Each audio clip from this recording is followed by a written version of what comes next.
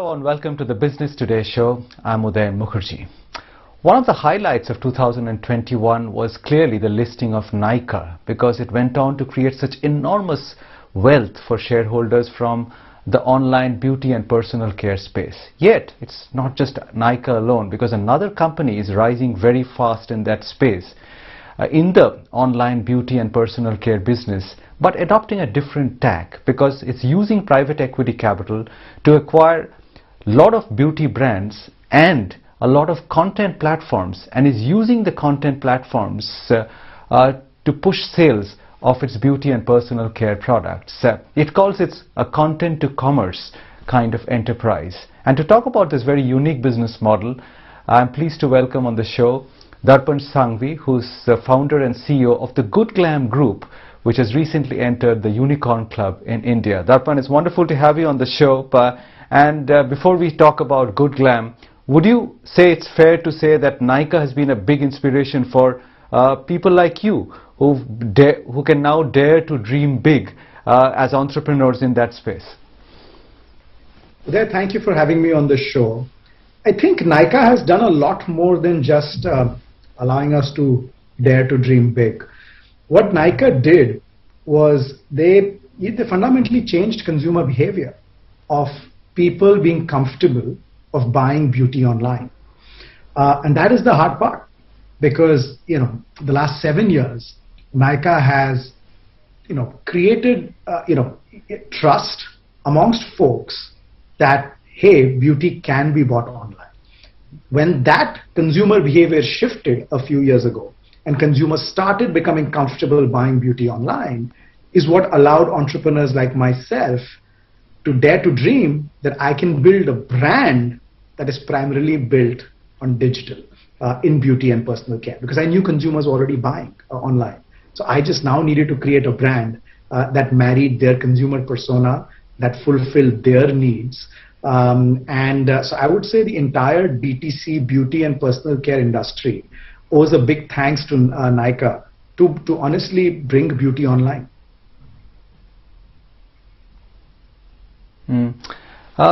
Having done that, you chose the content route to selling beauty products, and that's the interesting distinction between you and Nykaa probably.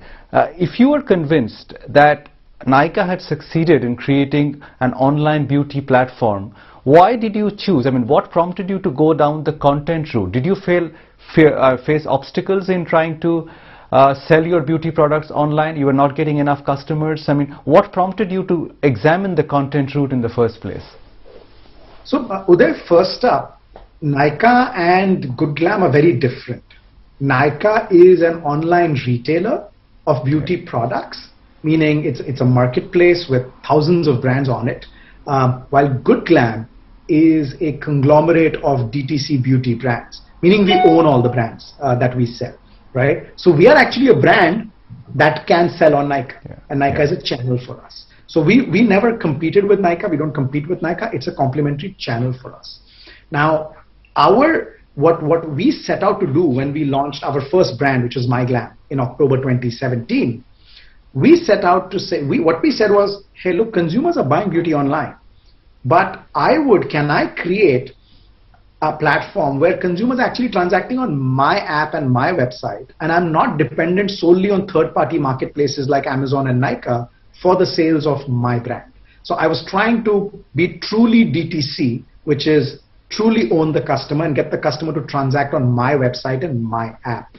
That was very unique about us. This is something that the other new age brands, they were still 75% sales on third-party marketplaces. Glam has always been over 75-80% of online sales on the Glam website and the Glam app. In doing that, it's just to the question that you asked. In doing that, what we realized was the biggest challenge in being truly DTC is the customer acquisition cost. We would spend so much money to drive traffic to our website and app that the customer acquisition cost was just crazy. And there are a lot of benefits to getting the transaction on your website and app. You're connected with the customer, you understand her better than anyone else, which means you can make products that are more relevant for her, and then eventually I can have stronger retention and loyalty from her, right? And that leads to building a great brand. But the biggest challenge was to get the customer onto my platform. I was spending a lot of money. So I took a step back and I said, where does this money go? The money goes on being on, we saw customers were essentially discovering trends and beauty and products and brands on social media. And the money we were spending was to be present on social media, to have a brand present on social media. That's where we would run ads and then get traffic from those ads to our website and app. What we thought was, can we get on social media organically through content so that we don't have to spend on ads, but organically through content, we are able to connect with the customer on social media. We have a presence on a news feed through content. And through content, we'll get them to discover our brands and products and then get that traffic over to our website for a transaction. And that bet worked, and we've scaled up, it's been incredible, the scale up. The CAC came down to $1, and which is arguably the lowest CAC in India of anyone across any category. Today we are acquiring 650,000 new customers a month, which is, again, an unprecedented scale, driven by our content creator commerce strategy. All right. Now, I want you to illustrate what you have just told me with specific examples. Let's take the example of some of these content sites like you have acquired, like say the Moms Company or Baby Chakra, and how you were able to leverage those platforms to get far more customers and the kind of products you were able to sell using these kind of platforms. This specific example. Absolutely. So in the example that Uday you've highlighted, Baby Chakra is the content platform, right? Momsco is this mom and baby brand, right? Now, Baby Chakra was reaching out to 20 million mothers, through social media, through their website, through their app. Momsco had a set of products that were solving a specific set of challenges that mothers faced for themselves and their kids, right? We started creating content on Baby Chakra, which allowed for conversations around some of the products that Momsco had, right? Now this content is going out organically on Instagram, on Facebook, on the Baby Chakra website, on the Baby Chakra community, right? So then there is a mother who is engaging on Baby Chakra for content because there are 20 million women who are engaged on Baby Chakra. And then she's, thinking about, one of the problems that she has, right? And she's reading an article about that problem. And there she discovers an ingredient or a product that Momsco has. And then she clicks on that. And with that click, she comes to the Momsco website. So discovery of the brand or the product happened on the content platform, which was Baby Chakra. That content is distributed across social media, across Facebook, Instagram, YouTube. It's also on the Baby Chakra app, right? The user is a Baby Chakra user, right? And through that content, she discovered a brand or a product that interested her, clicked on it, and the traffic came to Momsco, right? And this is all organic, right? This is not paid marketing. That becomes, and then she discovered Momsco. Now, she might not buy in that first visit on momsco.com, right? But now we know what her interests are. We know what kind of content she likes to read and what kind of products she might be interested in. And then when we are spending money on Facebook and Instagram for our digital marketing, it's very efficient, retargeting based on data and consumer insights, which are collected based on the behavior of this user. So the content allows me to get consumers to discover my products and brands. And then the data allows us for effective retargeting to be able to then serve her when we do use ads. It's not that we don't use ads, we do use ads, but it's served in a very highly targeted and efficient manner. Now, let me ask you about, I got this story, but you've also acquired digital media brands like Scoop Whoop and Miss Malini. Now, one can argue that Scoop Whoop is probably read by more men than women. Now, how would you leverage these brands, which are digital media platforms, to sell different kinds of products? Would you be aggressive, for example, in men's grooming or men's beauty products using the Scoop Whoop platform? Because there seems to be a natural fit out there. Absolutely. The reason why we went and acquired Scoop Whoop was simply because we saw within the female space we were doing very well, and we looked at men as a large opportunity. And if I'm following my content creator commerce strategy, then men, I knew I was going to have some men's grooming brands. But prior to that, I needed to ensure we have the men's content platform. Scoop Whoop reaches, I think, 45% of the men in India. Right, and great content. It's a great company, right? So the first step we did was to then acquire Scoop Whoop so that we have the top of the funnel of men, and then we went about building and acquiring men's grooming products and brands. Who can then say we can follow the same journey that I explained to you on from Baby Chakra to Momsco. It will follow from Scoop Whoop to our men's grooming brand, and that's why we did a Scoop Whoop. Miss Malini is very interesting because Miss Malini is actually it serves a twofold purpose for the larger group. First is she's probably one of the leading sort of media platforms on Bollywood, and Bollywood is very important when it comes to beauty and lifestyle. It forms opinions there, and so that was another media platform, another occasion for us to connect with women who are looking for that kind of content, and then show. In Baby Chakra's case, we were able to show Momsco. In a Miss Malini's case, maybe we're talking about a movie star's red lipstick at the Filmfare Awards, and we are able to relate it with a red lipstick from Nykaa, right? So it fit there. But Miss Malini also is a big part of our Good Creator Co. The Good Creator Co is it is the largest influencer ecosystem, influencer platform in India, and Miss Malini is providing the talent management services at Good Creator Co. Because Miss Malini is used to managing celebrities and macro creators. So that was the rationale for Miss Malini. Interesting you mentioned lipstick, because I believe you are very passionate about that product, right? Lipsticks. Would you say that's the one product which gets your foot in the door with lots of customers? Absolutely. And there are 2 or 3 reasons for it, right? First is, if you look at the makeup market in India, 55 to 60% of the overall makeup market is lipstick. So clearly, largest TAM out there. Second is, it is the product that a woman is easiest to convince to try, even if it's a new brand. It's very hard to get our consumer to try a face product in the first instance because she doesn't know the brand, right? But lipstick, if it's a color or if it's a benefit like lasts all day, right? She's like, let me take a chance with it. It's a impulse purchase. As you said, gets your foot in the door with her. She's able to try it, then she loves it, and then she's like, now let me go and try their face products. Which is why if you see, my repeat order AOV is 3 times my first order AOV. Because the first order AOV is typically these impulse purchase products like a lipstick, which are lower AOV, while my repeat order AOV products are more face care and some of the premium offerings which are there. And that's why the repeat order AOV is 3x the first order AOV.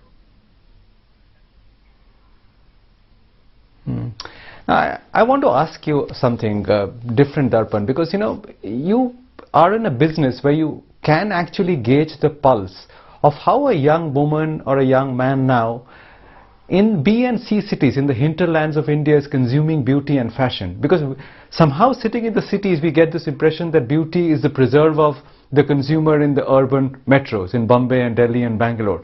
But that is not necessarily the case, right? I mean, given how easily the world reaches your mobile phone today, would you say that the consumer in B and C cities is as active in seeking out beauty products which they see, on global platforms even today?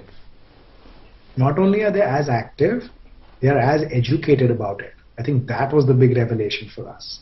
And it comes back to the point on how are people discovering new trends, brands and products. They're discovering it on social media. This influencer, she can be sitting in a tier 3 city. She's still following Kylie Jenner, right? She's still following these big movie stars, these big influencers, and she knows what the latest trend is. She knows what is happening, right?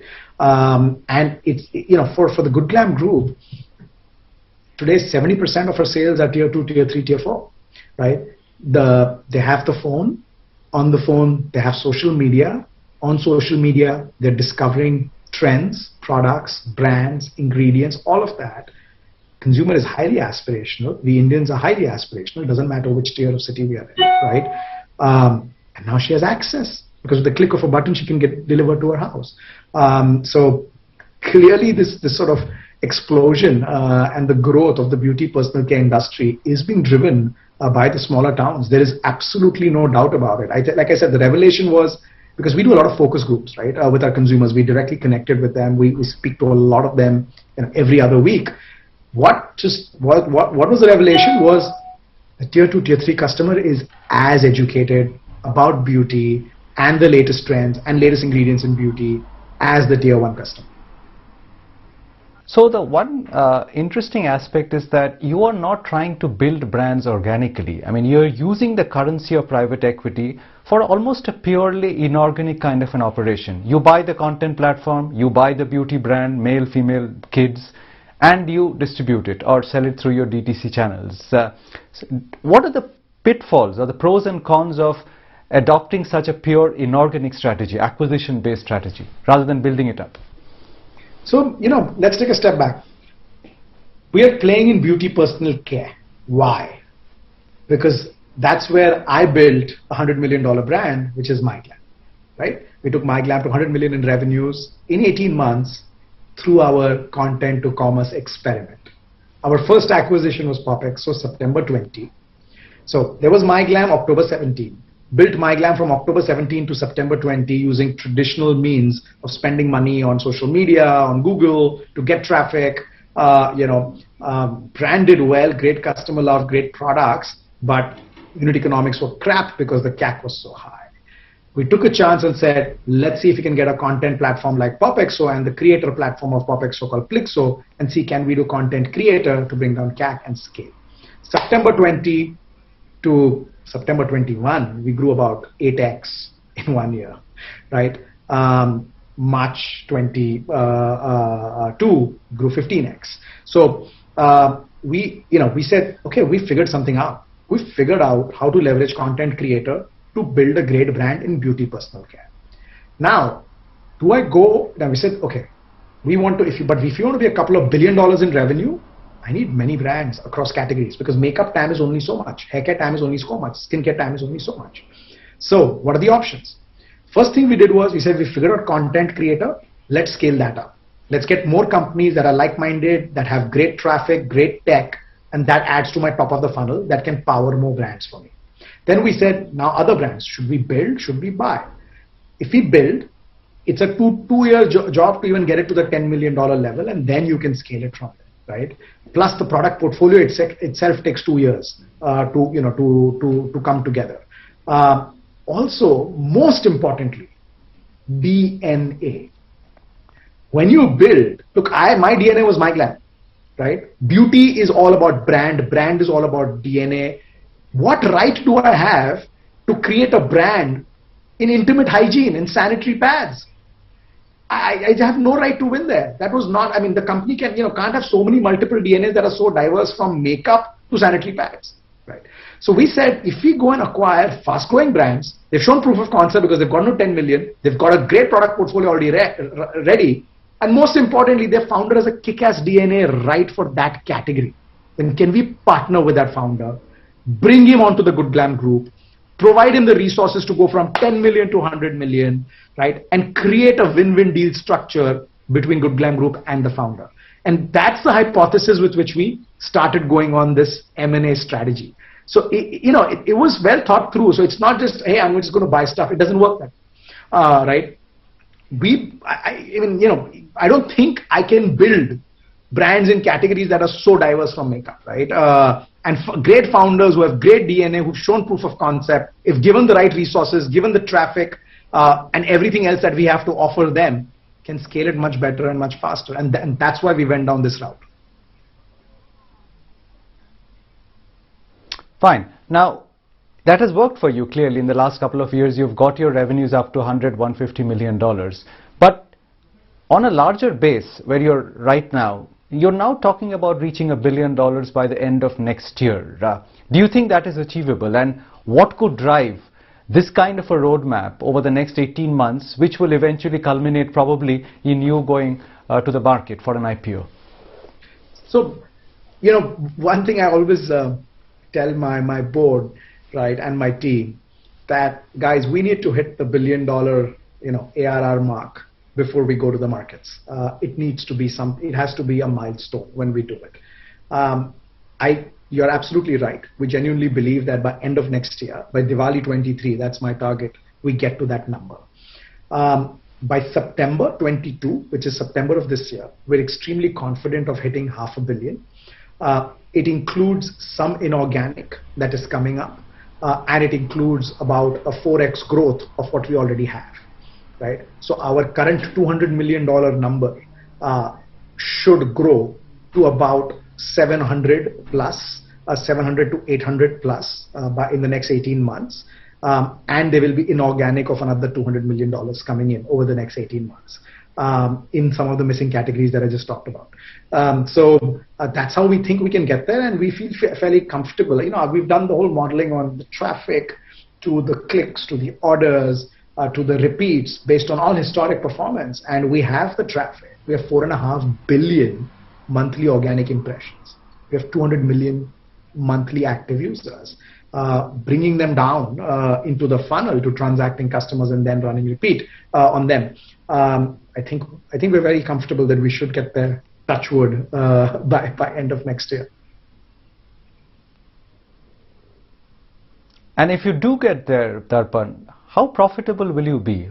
What is the kind of cash this business can potentially throw up on that kind of a revenue line? Because, top line is one thing, but the market is also, when you hit the market, they will ask you questions about profitability. Absolutely. I think, Uday, that's a great question.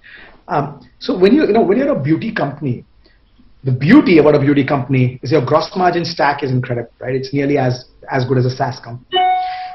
The problem is your marketing cost, which is what, that's where you invest money. Now, for us, because of our content creator strategy, I think the marketing cost is what we've really cracked, and we have the lowest marketing cost of anybody in the country. And it's a matter of scale now to amortize the corporate cost and the corporate overheads that we've built out. We've built out an amazing team. We've built out some great infrastructure, right? And those are fixed costs. Now, we already, as a company, are contribution margin positive after marketing cost. We expect by end of this calendar year to be positive at the bottom line after all corporate costs, corporate overheads, etc. Right? It won't happen by end of next year, but I think the year after that, a 25 to 30% EBITDA is clearly what the goal is. We will be throwing up cash next year. We would have started the journey to start throwing up cash, and I won't go to the markets unless we've thrown up cash. Hit that milestone on revenue and ensure you're profitable as a company. And I think that's something to learn from Nykaa as well, right? They went to the markets when they were profitable. So what we see stabilized, we'll hit a 25 to 30% EBITDA in the next 2 years. And next year, when we do, look to come to the markets, we will be cash flow positive, but not at a 25 to 30% level at that point of time. Well, good luck with that, Darpan. Great talking to you, and wish you even greater success in the years to come. I'll look out for that IPO whenever it happens. Thank you very much for your time today. Thank you, Uday. It was a real privilege to be here. Thanks.